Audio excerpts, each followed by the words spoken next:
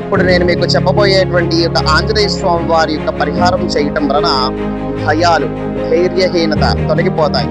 తెలియనటువంటి భయాలు, ఆందోళనలు పోతాయి అన్నమాట. ఆత్మవిశ్వాసము, ధైర్యము పెరుగుతుంది. అలాగే మీరు అనుకున్నటువంటి పనులలో అడ్డులు, ఆటంకాలు ఏర్పడుతున్నట్లయితే అవన్నీ కూడా తొలగిపోయి మీరు అనుకున్నటువంటి పనులు జరుగుతాయి. విజయం అనేటువంటిది కలుగుతుంది. మనోబలము, ఏకాగ్రత పెరుగుతుంది. అంతేకాదు విపరీతమైనటువంటి చెడు శక్తులు, నరకోశ, చెడు దృష్టిలు ఇవన్నీ కూడా తొలగిపోయి మీకు రక్షణ అనేటువంటిది ఏర్పడుతుందన్నమాట ఆ ఆంజనేయ స్వామి వారి యొక్క అనుగ్రహం వలన.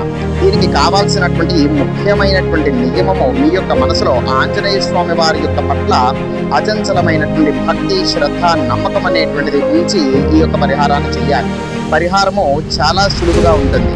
పరిహారం ఏం చేయాలి అని అంటే గనక ఏదైనా సరే ఒక మంగళవారం కానీ లేదా శనివారం నాడు కానీ మీకు దగ్గరలో ఉండేటువంటి ఒక ఆంజనేయ స్వామి వారి యొక్క దేవాలయానికి వెళ్ళండి.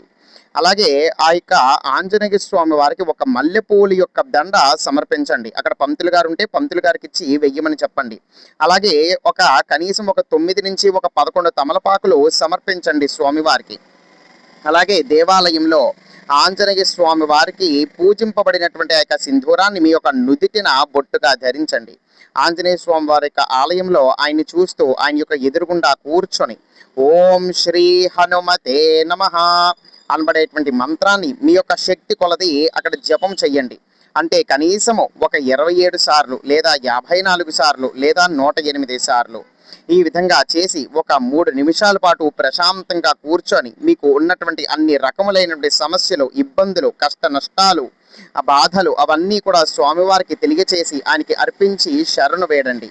ఈ విధంగా వరుసగా ఒక 11 మంగళవారాలు లేదా 11 శనివారాలు చేసుకున్నట్లయితే గనక నిష్ఠతో, భక్తితో తప్పకుండా మీకు కోరుకున్నటువంటివన్నీ కూడా జరుగుతాయి. ఈ విధంగా మీరు చెయ్యదలుచుకున్నటువంటి 11 మంగళవారాలు లేదా 11 శనివారాల పాటు కూడా ఆ యొక్క వారం పాటున, అంటే ఆ యొక్క మంగళవారం పూటన, ఆ యొక్క శనివారం పూటన మీరు మాంసాహారం వంటివి తినకూడదు.